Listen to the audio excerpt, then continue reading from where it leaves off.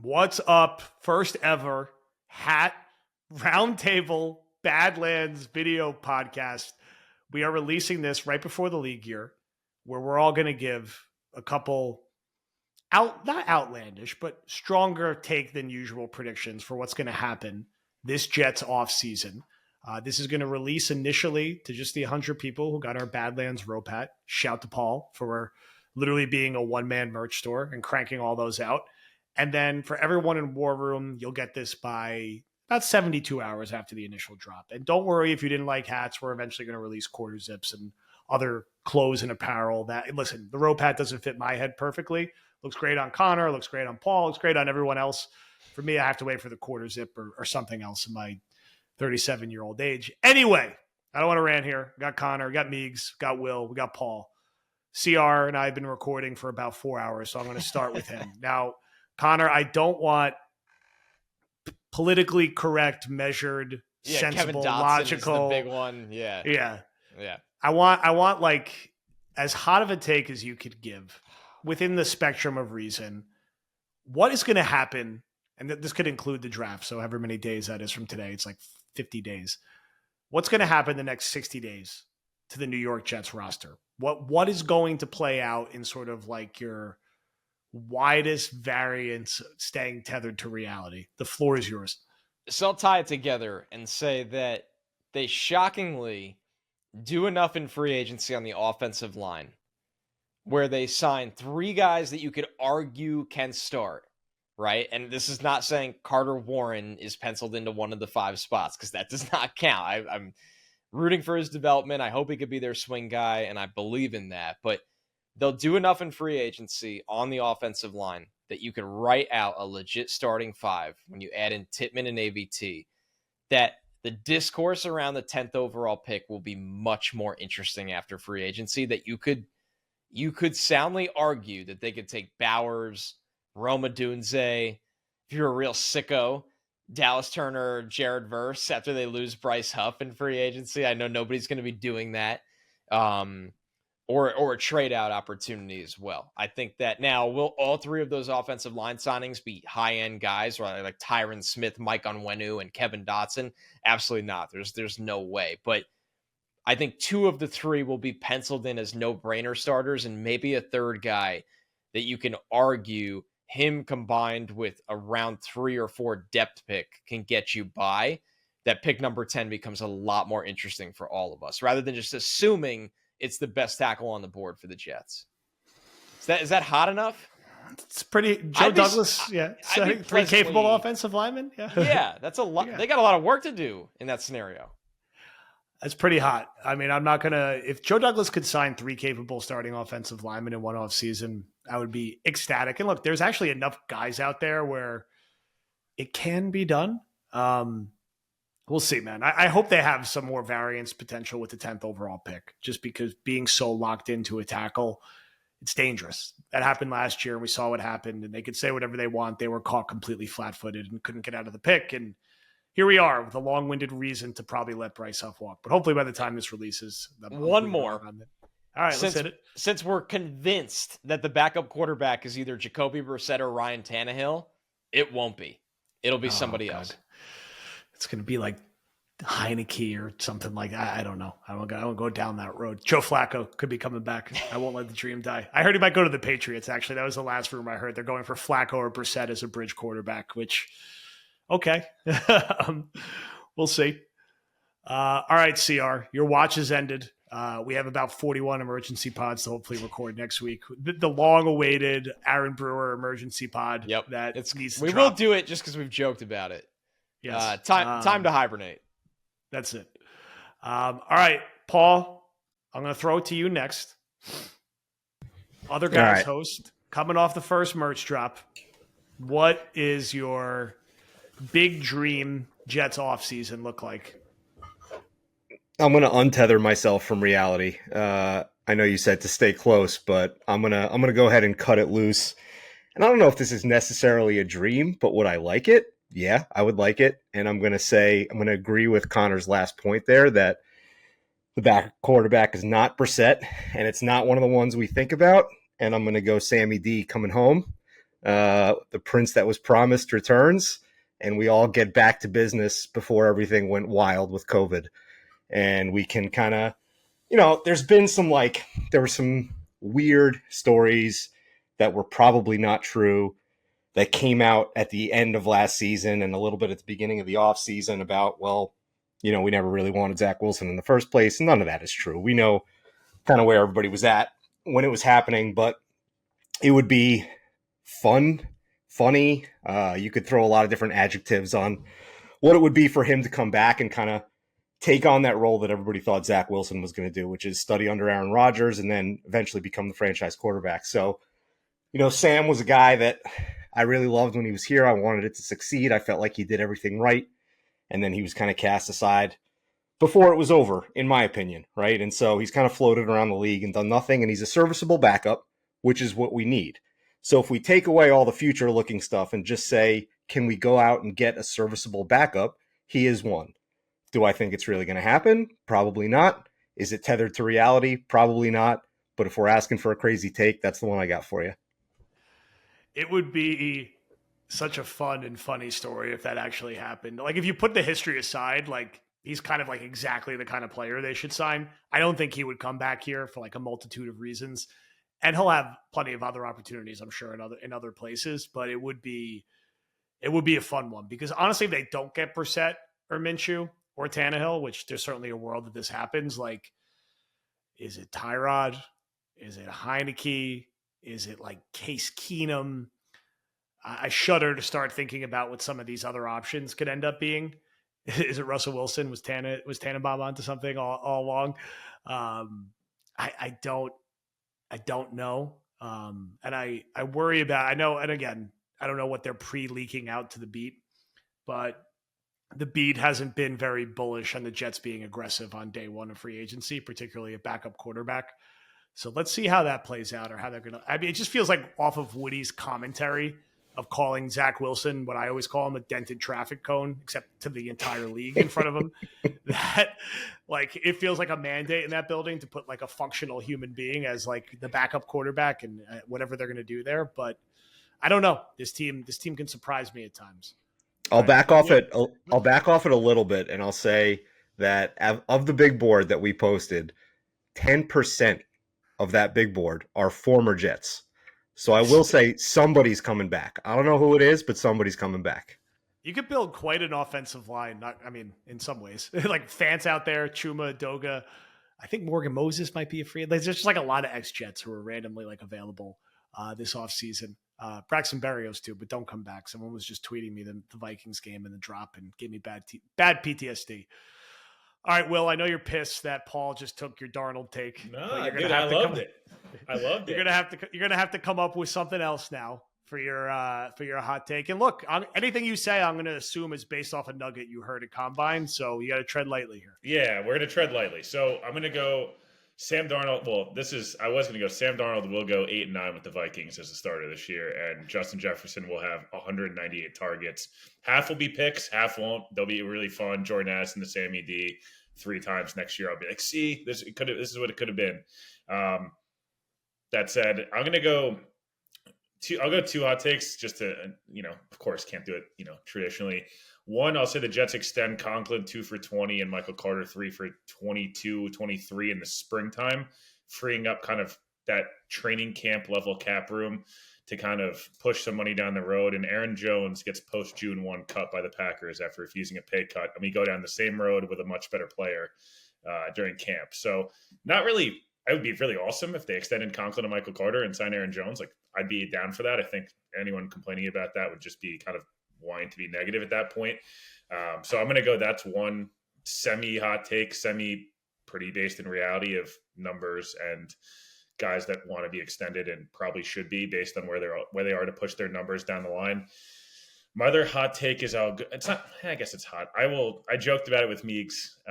Mike Williams and Darnell Mooney will be the 2 receiver additions this year. Mike Williams will have a Pro Bowl level season for the Jets when he's healthy, and he will obviously miss 3 games with a sprained ankle and be questionable for 13 of the other games, but will catch a bunch of touchdowns, and Joe will post Brandon Marshall 2015 highlights, but they'll make the playoffs.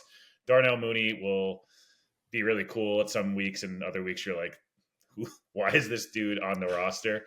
So I'll go Mike Williams, Darnell Mooney will be their receivers, and they will extend Conklin and Carter to then sign a post.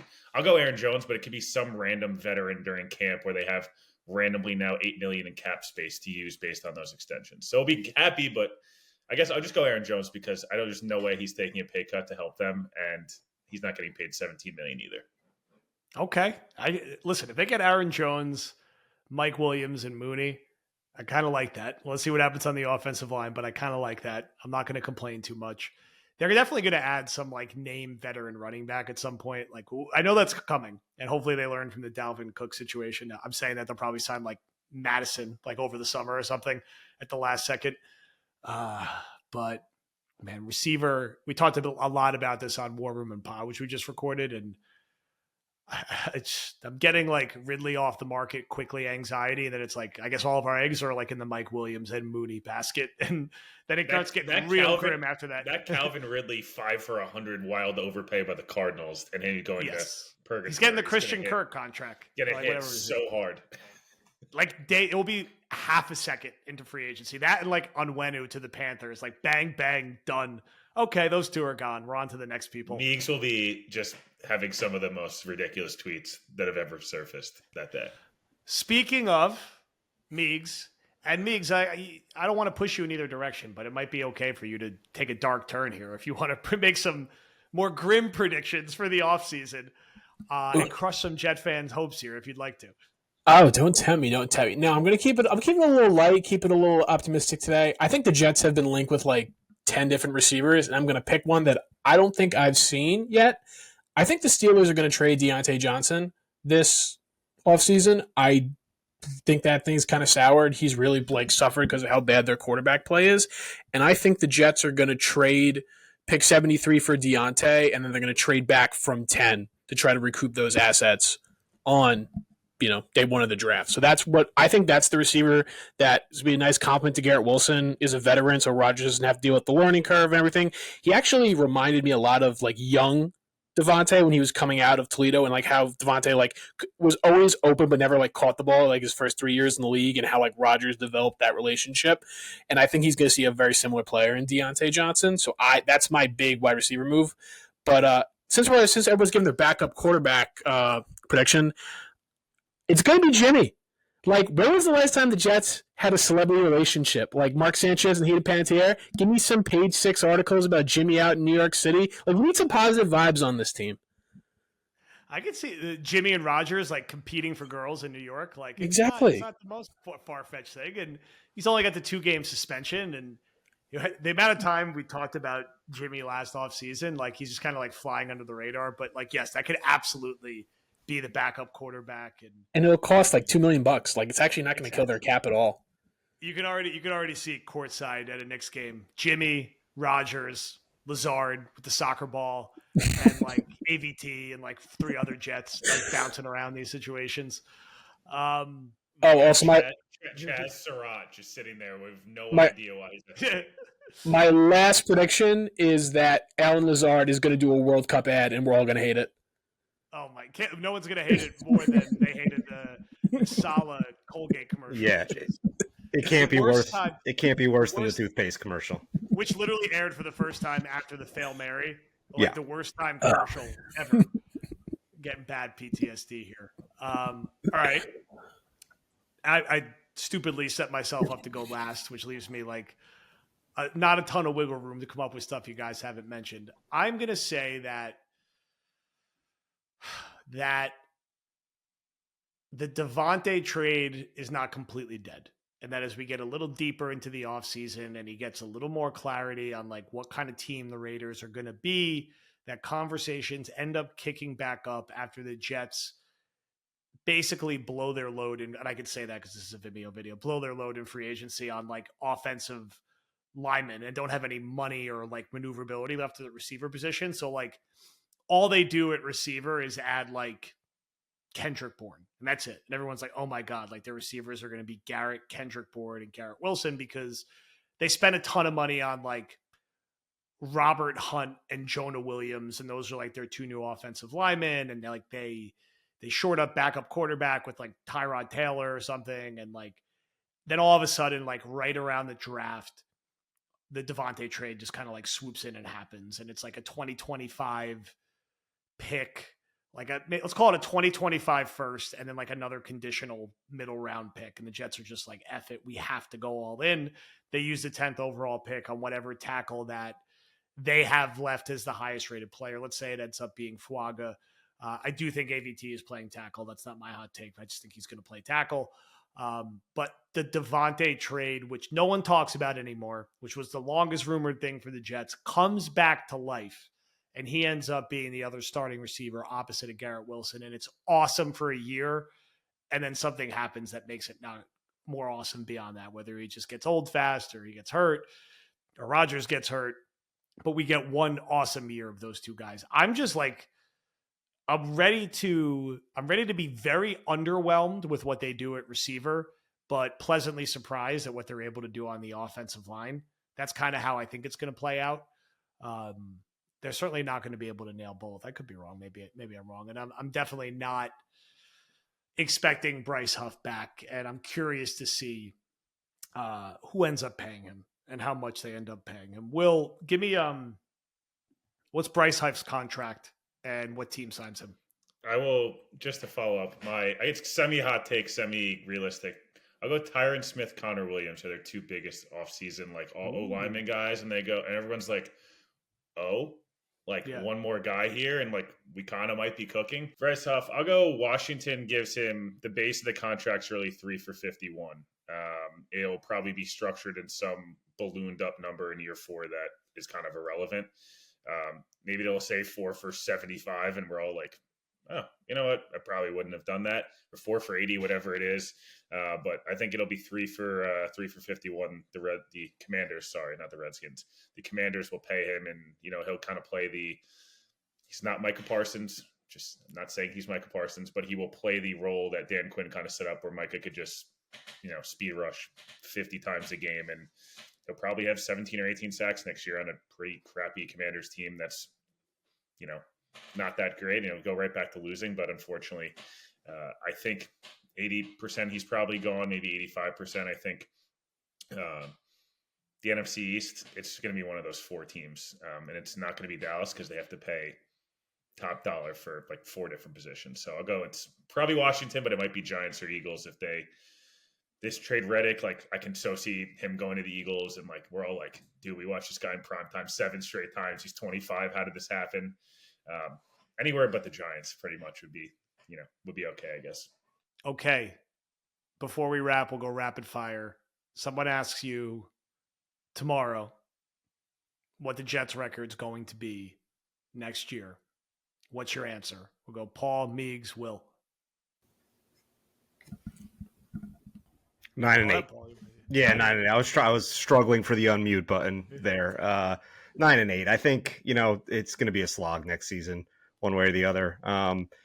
Even if they do get 3 positions short up on the offensive line, and we go into the draft feeling good, and we have a little bit of flexibility, we've seen in the last 10 years that unless you're too deep at least a couple of those positions, how quickly it can fall apart. And if we're going to be bringing in injury-prone guys, and the 2 Will mentioned, which would be great, right? Like we'd all be happy about that. Both of those guys get hurt, right? So if they both go down, now we're down 2 starters. Who's behind them? Now we're back to Carter Warren. Like it can evaporate quickly. And so pretty much no matter what happens this offseason, I think next season is going to be a slog, because we saw, we came face to face with the reality of what the team is and what the coaching is and what kind of everything is with this team last season. So that luster and that all those good feelings that we had during Hard Knocks, like it's gone. And I don't think it's coming back. I think it's going to be a fight. And I do think they get into the playoffs because, man, I just can't see bringing in Aaron Rodgers and it failing as spectacularly as it did last year, 2 years in a row. But I don't think it's going to be smooth. I don't think it's going to be necessarily fun. And I definitely don't think it's going to be easy. Yeah, just going off Paul's point about how the O-line and how the injuries are going to come. I don't think Rodgers is going to play 17 games next year. Like, I don't think he's going to tear his Achilles again, but I could see him like that high ankle sprain where he misses 3 games. And even if the Jets sign a proven backup, I do not trust Nathaniel Hackett to scheme their way to like 1-2. So I'm going to say 8-9. Love to be wrong, but I just kind of feel like it doesn't completely blow up in their faces, but you have a pretty good like realization that this staff and this regime is not going to be the one who breaks the drought when it's all said and done. Will. Yeah, I mean, again, this is classic not answering the question with answering the question. They're either going 4-13 and Salah's jobless by week 8, or they're winning the division, and we're talking about a home playoff game, and we're like, see, this is why we all got excited 18 months ago. I just don't see a way in which this either, like, they're okay next year. I think it's either going to be like, this worked, this is 2020, the 2020 Packers, that 2019 looked like crap. Rodgers looked like he was done. Everyone's like, yo, the new coach, but like he could be out of here in a year because this is a disaster. They end up going 13-3, and obviously, shout out to my boy, not going for a touchdown. Aaron Rodgers, the MVP, but I think it's that, and like we're talking about, wow, this was one of the most fun seasons, and it might have been short lived, but like we don't have to get made fun of for a while, or it's like they start out 2-8, and like we're like, yeah, this is.